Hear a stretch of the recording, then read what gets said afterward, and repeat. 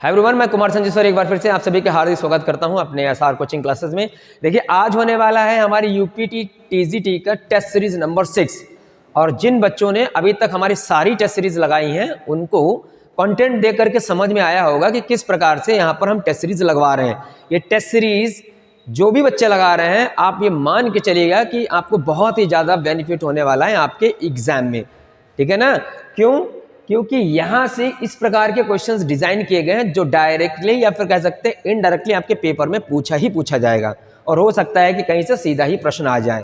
सीधा नहीं आएगा तो जो ऑप्शन में आप देख रहे हैं, जो आपको ऑप्शन दिए जा रहे हैं, उनसे कोई ना कोई क्वेश्चन जो है वो वहाँ पर बन सकता है। तो बिना स्किप किए हुए आप हमारा पूरा का पूरा टेस्ट सीरीज लगाइए और जो प्रश्न आपको नहीं पता है उनको आप कहीं साइड में, मैं आपको बार बार बोलता हूँ, अपनी डायरी बना लीजिए, नोटबुक, वहाँ पर आपको लिखना है, ठीक है ना।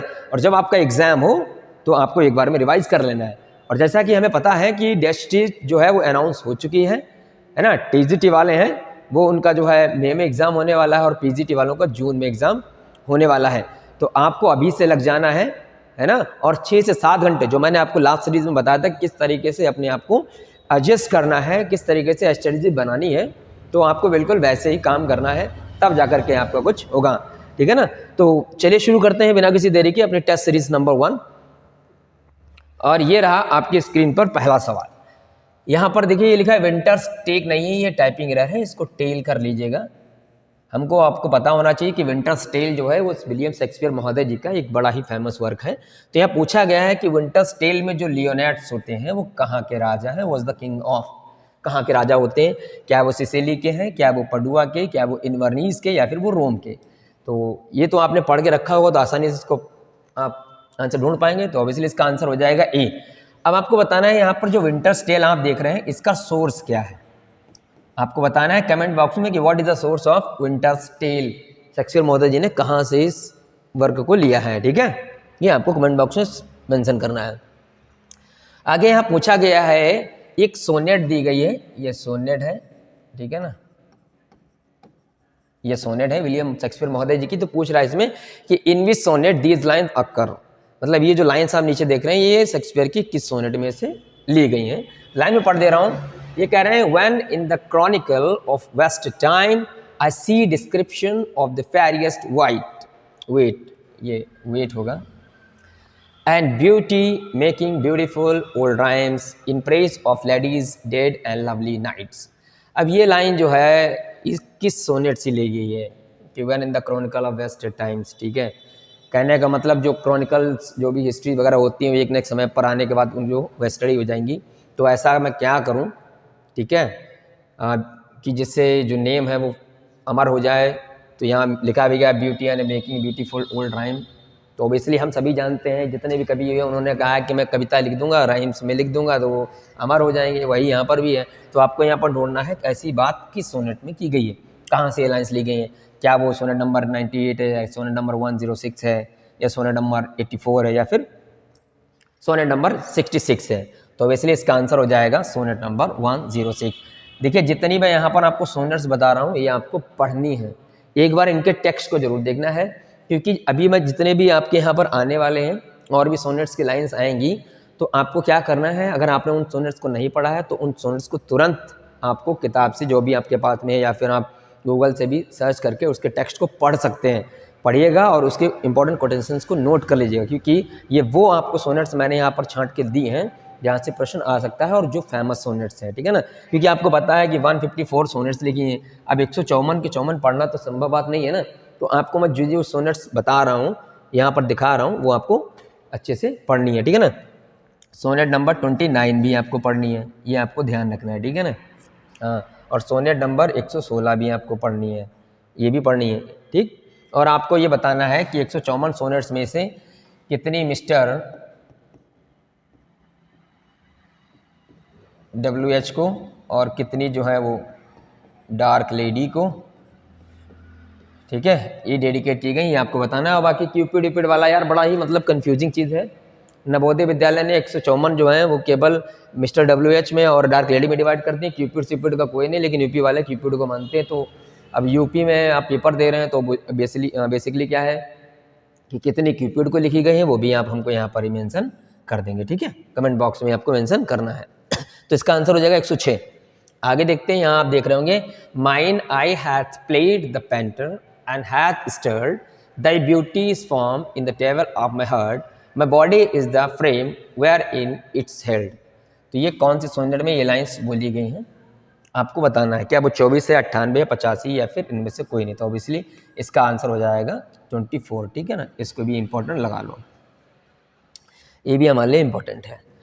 आगे बढ़ते हैं, ये मोस्ट जो है इम्पोर्टेंट आप लगाएंगे इसको, यहाँ से पूछा जा सकता है कि to me fair friend you never can be old for as you were when first your eyes I eyed. अब ये देखो, एक सिमिलर लाइन्स आपको लग रही होंगी, ये ऐसा हमको प्रतीत हो रहा है, मान लो भी अगर सोनेट नंबर ना दी गई होती और आपसे यहाँ पूछा गया तो ये लाइन किसने लिखी, तो ऑप्शन में होता है WW होता, ठीक है, शेक्सपियर होता, मान लो मिल्टन महोदय होते, ठीक है, और मान लो हो जाता है यहाँ पर गाल्सवर्दी हो जाता।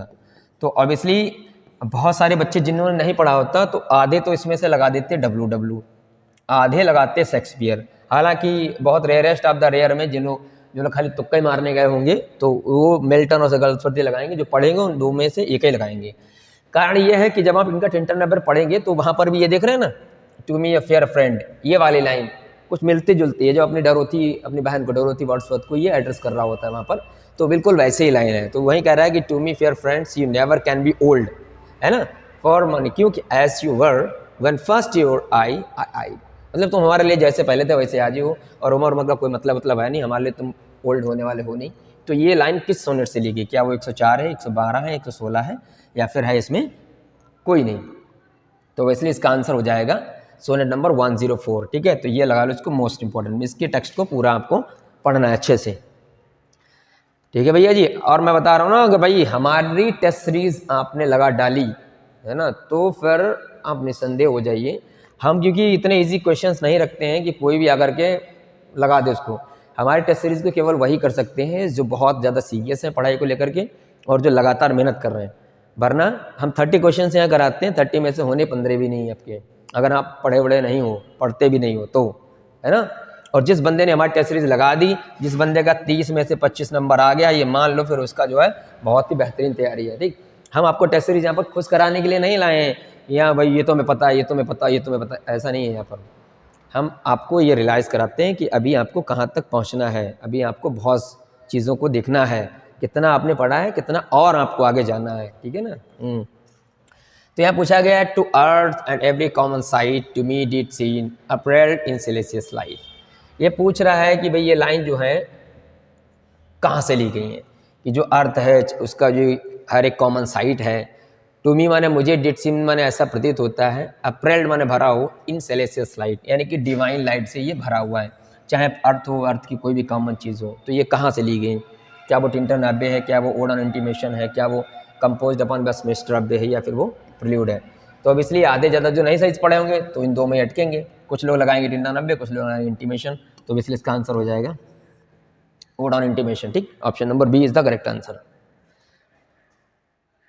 आगे बढ़ते हैं, अब देख रहे हैं आप पर यहाँ लिखा है he bears a heart of gold, find out figure of speech. Obviously इसमें फिगर ऑफ स्पीच आपसे पूछा गया है, क्योंकि फिगर ऑफ स्पीच आपको आने भी चाहिए, ठीक है ना। तो इसमें कौन सा हो सकता है, तो यहाँ पर ऑब्वियसली आपको ध्यान देना है। देखिए जो यहाँ पूछा गया ना, अ हार्ट ऑफ गोल्ड, यानी कि तुलना की गई है हार्ट की किससे? गोल्ड से, ठीक है ना। तो ऑब्वियसली तुलना की गई है, तो अब तुलना करने के लिए या तो आपके पास एज लाइक शो होना चाहिए, नहीं हो रही, ये वर्ड नहीं दिए हैं, फिर भी कंपैरिजन हो रहा है, तो इसलिए आपका क्या हो जाएगा? मेटाफर हो जाएगा। आपको ध्यान देना है मोस्टली क्या है कि आर्टिकल जहाँ पर ए, एन और द होते हैं, मोस्टली जहाँ पर भी आप देखेंगे मेटाफर होगा वहाँ पर आर्टिकल ए एन द आएगा, तो आप इस तरीके से ध्यान दे सकते हैं। मेटानमी और सनेक्डोची आप समझ ही रहे हैं। आपको कमेंट बॉक्स में बताना है, the pen is mightier than the sword, the pen is mightier than the sword. ये वाला एग्जाम्पल कौन सा है, मतलब इसमें कौन सा फिगर ऑफ स्पीच होएगा, ठीक। तो ये आपको कमेंट बॉक्स में बताना है। हाँ, यहाँ पर आपसे पूछ रहा है भैया जी क्या है कि इसमें भी आपको फिगर ऑफ स्पीच बताना है, फिगर ऑफ स्पीच बताना है। क्या है? A bicycle can't stand on its own because it is two tired. मतलब ये कह रहा है कि ये साइकिल जो है ये अपने आप में खड़ी नहीं हो सकती क्योंकि इट्स इज़ टू टायर्ड, ये टू टायर्ड के हैं। तो इसमें क्या है? एनास्ट्रॉफी है, जुग्मा है, पन है, सरकमलोकेशन है। तो इसलिए क्या आंसर होगा? तो इसका आंसर हो जाएगा पन। इम्पॉर्टेंट है ये। पन का मतलब आपको पता ही होता है, प्ले ऑन वर्ड होता है, शब्दों के साथ जो है खेलना। तो शब्द के साथ यहाँ क्या खेला जा रहा है, यहाँ समझ सकते हैं, ये खेला हो रहा है यहाँ पर। ठीक है, इसमें सर्कमलोकेशन का आपको दूसरा नाम बताना है। ठीक है, इसका सेकेंड नेम बताना है सर्कमलोकेशन का। ठीक, ये आपको, और जो ऑप्शन में दे रखे हैं इनको भी एक बार पढ़ लेना।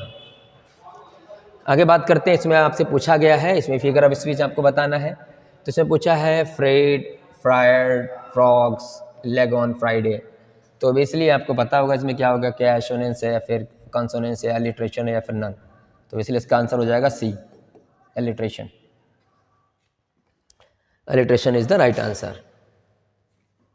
चलिए, अब यहाँ पूछा जा रहा है which is not an example of anti sentimental comedy. इनमें से कौन सा एंटी सेंटिमेंटल कॉमेडी का एग्जाम्पल नहीं है?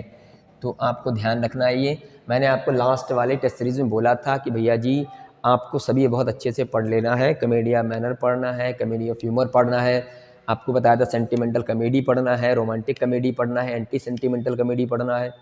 ये आप मान के चलिए पेपर में आएगा ही आएगा, चाहे वो टीजीटी वाला बंदा हो या पीजीटी वाला बंदा हो। दुनिया की कोई ताकत यहाँ से प्रश्न आने से नहीं रोक सकती है। अब ये प्रश्न कैसे आएगा ये तो बनाने वाला जान सकता है या फिर एक मास्टर ही जान सकता है। तो आपको ध्यान रखना है जितने एग्जाम्पल्स आपके दे रखे हैं एमएच इब्राहिम में, उन एग्जाम्पल्स को आपको बहुत अच्छी तरीके देखना है। और प्लस उसमें कौन कौन से राइटर उससे एसोसिएटेड हैं, दूसरी चीज़। तीसरा, किस सेंचुरी में कौन सी कॉमेडी फेमस थी। ये 3 प्रकार से आप पढ़ लेंगे तो अगर यहाँ से प्रश्न आएगा तो फिर आप गलत नहीं करेंगे। ठीक है ना। तो इसमें पूछा गया कौन सा जो है एंटी सेंटिमेंटल कॉमेडी का एग्जाम्पल नहीं है। तो द राइवल्स दे रखा है, स्कूल फॉर स्कैंडल दे रखा है, सी स्टूप टू कनकर दे रखा है, और उसमें नन, या फिर यहाँ लिख लो ऑल आर करेक्ट। तो इसलिए ये सब के सब जो है एंटी सेंटिमेंटल कॉमेडी के एग्जाम्पल हैं। तो इसलिए इसका आंसर क्या हो जाएगा? D, all are correct. ठीक है, अब बात कर रहे हैं what is the name of Wordsworth teacher who encouraged him to compose poems at Hawkshead. ये हॉक्सशेड एक जगह है, वहाँ पर वर्ड्सवर्थ के ऐसे कौन से गुरुजी हैं जिन्होंने उनको इंस्पायर किया था लिखने के लिए, पोएम कंपोज करने के लिए। क्या वो जॉर्ज हैं, विलियम टेलर हैं, चार्ल्स ओलिवर हैं, या फिर हैमिल्टन है? तो इसलिए इसका आंसर हो जाएगा बी, विलियम टेलर। ठीक है ना, ये इंपॉर्टेंट है। इसको लगा डाला तो आपकी लाइफ झींगा लाला। हाँ, आगे पूछा गया है इसमें भैया जी where Wordsworth wrote the borders. ये आपको पता है, ये क्या है? एक ड्रामा इनका है और एक क्लोसेट ड्रामा में आता है। ठीक है ना, आपको मुझे कमेंट बॉक्स में बता देना है। वैसे तो अब ये सबको ही पता होगा, हर एक किताब में दे रखा जो मार्केट में चल रही है। अगर ये भी आपको नहीं पता तो आपने कुछ पढ़ा ही नहीं। आपको बताना है इसमें जो है क्या इसमें एक्ट हैं, अगर एक्ट हैं तो कितने हैं। दूसरा आपको बताना है ये किसके ऊपर मॉडल्ड है, किसके ऊपर मॉडल्ड है। ठीक है, ये आपको बताना है पूरी। और दूसरा इसका बता देना है आपको इसका थीम क्या है बॉर्डर का। अगर हमको नहीं बता पा रहे हो, आपको शर्म लग रही है बताने में, या फिर टाइप करोगे तो आपका नुकसान हो जाएगा, है ना, तो फिर आप अपने नोटबुक में लिख लेना है, क्योंकि मैं कर आपके ले रहा हूँ, है ना, तो कम से कम आपका तो भला होना चाहिए। कोई बात नहीं है। और तो देखते हैं भैया ये कहाँ बेसिकली लिखा था वर्ड्सवर्थ ने। क्या वो कुकर माउथ में, कम्बरलैंड में, रेस डाउन में, या फिर अल्फेक्शन में? तो ऑब्वियसली इसका आंसर हो जाएगा सी, इंपॉर्टेंट। अब आपको अगला प्रश्न बताना है where William Wordsworth composed the prelude. उन्होंने द प्रील्यूड को कहाँ लिखा था, ये आपको कमेंट बॉक्स में बता देना है। और भैया देखो यार, अगर वीडियो देख रहे हो तो एक हल्का सा टिच कर दिया करो, लाइक वाला बटन दबा दिया करो, है कि नहीं? क्या ही चला जाएगा आपका भैया। कोई दिक्कत हो रही है, अगर मान लो पसंद नहीं आ रहा तो डिसलाइक कर सकते हो, उसमें भी कोई दिक्कत नहीं है। चलो आगे बढ़ते हैं। अब यहाँ देखते हैं, इसमें पूछा गया who wrote the convention of Sintra. इसको किसने लिखा है, द कन्वेंशन ऑफ सिंट्रा? क्या वो शेक्सपियर हैं, क्या वर्ड्सवर्थ हैं, क्या वो गाल्सवर्दी हैं, या फिर वो मिल्टन है? तो इसलिए इसका क्या आंसर हो जाएगा? इसका आंसर हो जाएगा बी, वर्ड्सवर्थ। हाँ, अब इसमें पूछा गया है भैया जी, ये लिखा है, इसमें कुछ लाइंस दे रखी हैं और आपसे नीचे ऑप्शन दे रखी हैं, ये वर्क है, इन वर्क में से कहाँ से जो है ये लाइन्स ली गई हैं। My stockings there I often knit, my kerchief there I hem, and there upon the ground I sit and sing a song to them. अब ये वही बता रहे हैं कि मैं वहाँ पर ग्राउंड में बैठ जाती हूँ और फिर मैं उनके लिए गाना गाती हूँ। तो ये लाइन कहाँ से, क्या शी ड्वेल्ट अमॉन्ग अननोन, या फिर 3 years शी ग्रू, या फिर वी आर 7, या फिर द रेनबो। तो इसमें क्या आंसर होएगा देखिए और बताइए। तो इसका आंसर हो जाएगा भैया जी सी। ठीक है, वी आर 7, वी आर 7 में ये बड़ा ही कंफ्यूजिंग है। आपको बताना है वी आर 7 में लास्टली कितने लोग बचते हैं। ठीक है ना, ये आपको बताना है लास्टली कितने लोग बचते हैं वी आर 7 में। हाँ, ये पूछा गया है भैया जी which work of Galsworthy was not publish in 1924। मतलब अब आपको बताना है कि गाल्सवर्दी के जो ऑप्शन में देख रहे हैं सब गाल्सवर्दी के वर्क हैं, इनमें से कोई एक ऐसा वर्क है जो 1924 में पब्लिश नहीं हुआ है। तो इस तरीके से भी आपको ध्यान देना है। तीनों का पब्लिकेशन डेट सेम ही है, तो आपसे पूछ सकता है विच इज़ ओड, ओड पूछ सकता है। ओड का मतलब 3 में एक सिमिलरिटी होगी, एक बिल्कुल अलग होगा। इस तरीके से आ सकता है या फिर डायरेक्ट इस तरीके से आ सकता है। तो कौन सा 1924 में नहीं आता, आवरा का Dawra, the forest, old English, या फिर द शो। तो इसलिए इसका आंसर हो जाएगा द शो। आवरा का डावरा लगा लो, ये डायरेक्ट आ सकता है, इंपॉर्टेंट है। ठीक है ना, या फिर ये डायरेक्ट आ सकता है यहाँ पर ओल्ड इंग्लिश वाला, ये ओल्ड इंग्लिश वर्क किसने लिखा है, इस तरीके से प्रश्न बनाया जा सकता है। तो ऑप्शन में जो दिए गए वो सारे इंपॉर्टेंट है। यहाँ पूछा गया है which is not a work by Galsworthy, इसमें जो है गाल्सवर्दी के द्वारा कौन सा वर्क नहीं लिखा गया है। तो क्या सेंट्स प्रोग्रेस है, अशीप है, बियॉन्ड है, या फिर नन। तो इसलिए इसका आंसर हो जाएगा डी, नन। बाकी ऑल आर करेक्ट, ये वाला ऑप्शन जोड़ लो क्योंकि ये सब के सब किसके द्वारा लिखे गए हैं, गाल्सवर्दी जी के द्वारा लिखे गए। तो इसलिए इसमें कोई भी गलत नहीं है। इसे पूछा गया है जो मार्लो करेक्टर आप देख रहे हैं द सिल्वर बॉक्स में, तो ये सिल्वर बॉक्स में जो मार्लो है बेसिकली क्या होता है, क्या वो बटलर है, या फिर सर्वेंट है, या फिर ऑफिस बॉय है, या फिर स्पाई है। तो क्या आंसर होगा, इसको तो आसानी से कर पाएंगे। तो इसका आंसर हो जाएगा ए, बटलर। ठीक है ना, आपको बताना है ऑफिस बॉय इसमें कौन होता है वो बताना है आपको। अच्छा, एक चीज़ और आपको बता देना है कि what is the pseudonym of Galsworthy, Galsworthy का स्यूडोनेम क्या था वो आपको बताना है। और दूसरा बताना है what is the name of those works which were written under his pseudonym, pseudonym के थ्रू उसने कौन कौन से वर्क लिखे हैं वो आपको कमेंट बॉक्स में बताने हैं जो गाल्सवर्दी जी के द्वारा लिखे गए हैं। अब यहाँ पर आपके देखिए लेडी टर्म्स के कुछ प्रश्न आ रहे हैं। इसमें आपसे पूछा गया सेकंड नेम बताइए क्रॉनिकल्स का, क्रॉनिकल्स के लिए सेकंड नेम क्या है। तो क्या इसको पीरियोडिकल्स बोलेंगे, हिस्टोरिकल्स बोलेंगे, या फिर एनाल्स बोलेंगे, या फिर कैनन बोलेंगे, क्या होगा आंसर। तो इसलिए इसका आंसर हो जाएगा सी, एनाल्स। आपको बताना है in which century the chronicles were famous, क्या बताना है आपको, in which century the chronicles were famous. ठीक है ना, हाँ ये आपको कमेंट बॉक्स में मेंशन करना है। और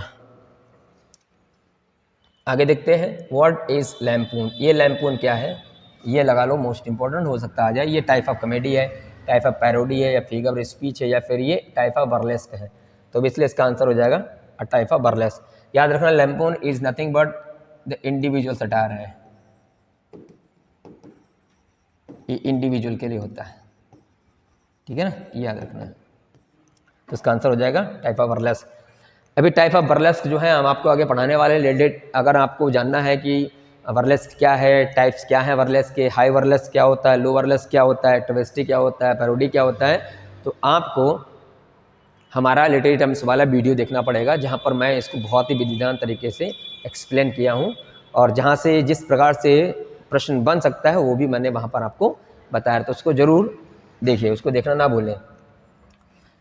आगे इसमें पूछा गया भैया जी है कि सच कॉमेडी रिप्रेजेंट्स, आपको बताना है इस बेसिकली ये नीचे आप ऑप्शन में देख रहे हैं ये लिखा है एंटी सेंटिमेंटल कॉमेडी है, कॉमेडी ऑफ मैनर है, सेंटिमेंटल कॉमेडी है, रोमांटिक कॉमेडी है। तो ये कॉमेडी के टाइप लिखे गए हैं, तो इन कॉमेडी के आधार पर ये उनका डेफिनेशन दिया गया है। तो इनमें से किसका ये ऊपर डेफिनेशन दिया गया, किस प्रकार की कॉमेडी के बारे में ऊपर बात हो रही है। तो बताया गया है एक ऐसी कॉमेडी जिसमें हम रिप्रेजेंट करते हैं क्या, लव अफेयर्स होना चाहिए। दूसरा लव अफेयर्स क्या है, that involves a beautiful and engaging heroine sometime disguised as a man. हो सकता है इसमें एक बेसिकली कहाँ ध्यान देना है, एक पॉइंट ये हो गया कि लव अफेयर्स होना चाहिए। दूसरा ये है जिसमें जो है डिस्गाइज्ड भी होते हैं, हो सकता है एज अ मैन डिस्गाइज्ड हो वो। और the course of this love does not run smooth it overcomes all difficulties to end in a happy union. अब जो इसमें लव अफेयर्स दिखाया गया है हीरो हीरोइन का, वो बेसिकली ऐसा नहीं है कि ऐसे हो जा रहा है प्रेम, बड़ा आराम से होगा, नहीं। वो गाना देखो, चाहे लाख तूफान आए, है ना, चाहे लाख जूते चप्पल खाएं, है ना, फिर भी होंगे ना हम जुदा। तो ऐसे वाला जहाँ माहौल होता है ना। आपने सुना होगा ना, वो आपको बताना 0 नंबर कौन सी है विलियम शेक्सपियर की, जिसमें इसने कहा है कि love is not love, it's alters when it find alteration, let me not marriage to the admit impediments, है। तो उसमें क्या कहता है कि प्रेम प्रेम नहीं जो चंद घंटों जूतों चप्पलों के सामने डर जाए, वो वाला प्रेम नहीं। प्रेम वह है जो कितनी भी लाठी चलती रहे, कितनी भी भगा भगा के जो है ठुकाई होती रहे, फिर भी आदमी वहीं खड़ा रहे, उसे प्रेम कहते हैं। यही सत्य प्रेम है। तो ऐसा प्रेम जिसमें विभिन्न प्रकार की कठिनाइयां आए, है ना, और फिर भी अंततः प्रेमी और प्रेमिका एक हो जाए, जैसे कि हीर रांझा, लैला मजनू, शीरी फरात, इनका प्रेम ऐसे ही था। अत्यंत कष्टों को सहने के बाद में अंततः इन्हें आध्यात्मिक प्रेम की प्राप्ति होती है और दोनों आपस में विलीन हो जाते हैं। वही वाली कहानी है। तो इसमें कौन सी कॉमेडी होएगी, तो क्या होगा, ऑब्वियसली इसका आंसर क्या होगा, रोमांटिक कॉमेडी, ठीक है ना। अब आपको बताना है 2 examples of romantic comedy, 2 example बताने हैं आपको रोमांटिक कॉमेडी के, ठीक है ना। और आपको बताना है what is the name of that writer who was famous for the romantic comedy during Elizabethan era, right. तो एलिजाबेथन एरा में ऐसा कौन सा राइटर था, और we can say the dramatist who was highly famous for his romantic comedies, right. So you have to mention the answer in comment box. Now let's move ahead towards the next question, which is on your screen. The question is asking the comedy of manners was originated from comedy of manner भैया जी कहाँ से आती है? क्या वो old comedy से, new comedy से, romantic comedy से, या फिर एंटी सेंटिमेंटल कॉमेडी से? तो इसलिए इसका राइट आंसर हो जाएगा न्यू कॉमेडी। तो इसको लगा लो भैया जी इंपॉर्टेंट में, ठीक है ना। कॉमेडी ऑफ मैनर कहाँ से ओरिजिनेट होती है? न्यू कॉमेडी से होती है। और आपको बताना है कि we can say who is the father of romantic, who is the father of comedy of manner, ठीक है ना। कौन फादर है, कमेंट बॉक्स में बताना है आपको। आगे बात करते हैं भैया जी, होता अब अगला है, इसमें पूछा गया है आपसे, ये इडियम है बम्प इनटू। बम्प इनटू का मतलब क्या होता है? Strike, meet by chance, destroy, या फाउंड अ हैवी फॉर्चून। तो इसलिए इसका आंसर हो जाएगा बी, मीट बाय चांस। अगर नहीं पता है फ्रेजल वर्ब्स या इडियम तो प्लीज नोट डाउन जरूर कर लें, ठीक है ना। चलो, ये हमसे उम्मीद कतई मत करना कि तुम्हारे लिए पूछेंगे टू एंड एन स्मोक, है ना। ये नहीं पूछने वाले हैं कि एट लार्ज, ये भी नहीं आएगा आपका। ये सरल सरल अब सब बंद, अब कुछ नया पढ़ो। अभी पेपर में हो गया, पिछली बार उन्होंने पूछ दिया था बक्कल डाउन, सबका बक्कल डाउन हो गया था। ये अलग ही पढ़ोगे तभी कुछ होएगा। अगला पूछा है रूल आउट। रूल आउट का मतलब क्या होगा भैया जी? क्या एलिमिनेट होगा, क्या डिनाई होगा, क्या डिफ्यूज होगा, या फिर नन? तो इसलिए इसका आंसर हो जाएगा ए, एलिमिनेट। आगे बात करते हैं पोको कुरेंटी। इस पूछा गया पोको कुरेंटी का मतलब क्या है? ये देखो स्टैंडर्ड वर्ड आया है, जिससे पता हो कमेंट बॉक्स में बताए कि गुरुजी ये वाला हमने पढ़ा था, है ना। चलो, पहला तो इसे पूछा गया है मतलब, तो देखते हैं ऑप्शन नंबर ए में लिखा है पीस, ट्यूमल्ट, नॉन चैलेंट या मैसी। तो वैसे इसका आंसर हो जाएगा नॉन चैलेंट, यानी कि उदास है जिंदगी, निराशा, उदासी, नॉन चैलेंट, ठीक है। प्रेगिस पूछा गया है, प्रेगिस का मतलब क्या होता है? ठीक है, क्या स्मग है, क्या डग है, या लाविश है, या फिर लेवी है? तो वैसे इसका आंसर हो जाएगा ए, स्मग, ठीक है। अपोजिट ऑफ सैक पूछा गया है। सैक का मतलब पहले पता होना चाहिए, ये भी आपको पता ही नहीं होगा। बोरा वाला सैक नहीं है, समझ में आई बात। तो इसका उल्टा क्या पूछा है, क्या होगा? एम्प्लॉय है, गिव इन है, गिव अप है, या गो डाउन है? तो इसलिए इसका आंसर हो जाएगा एम्प्लॉय। तो इसका मतलब क्या होगा? सैक का मतलब समझी सकते हैं, अगर किसी को एम्प्लॉय करना तो इसका मतलब क्या होगा? ओबियसली अंडरस्टूड है ये। प्यूरिटेनिकल पूछा गया है। प्यूरिटेनिकल का अपोजिट क्या होगा?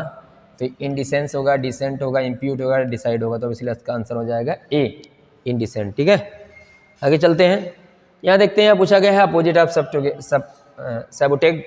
सैबोटेज का मतलब क्या है? क्या ओवरकम होता है, डिफेंस होता है, प्रिजर्वेशन होता है, डिटेंशन होता है?